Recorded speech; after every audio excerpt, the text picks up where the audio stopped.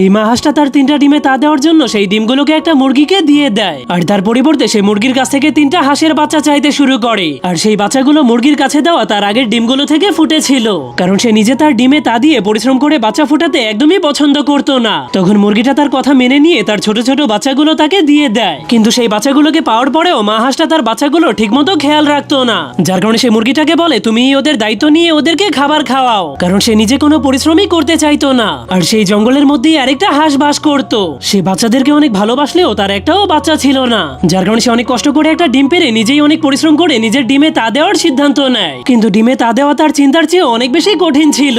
আর সেই রাতেই কালো মেঘ দিয়ে পুরো আকাশ অন্ধকার হয়ে গিয়ে অনেক জোরে জোরে তুফান শুরু হয়ে যায়, যার কারণে সে তার ডিমটাকে বাঁচানোর জন্য তার শরীর দিয়ে পুরোপুরি ঢেকে দেয়। জীবনের প্রথমবার ডিম পাড়ার কারণে সে ভুলবশত তার বাসাটাকে মাটির অনেক কাছে বানিয়ে ফেলেছিল, যার কারণে কিছুক্ষণের মধ্যেই বৃষ্টির পানি দিয়ে তার বাসাটা ভরে যায়। তবুও সে সারা রাত বরফের মতো ঠান্ডা পানির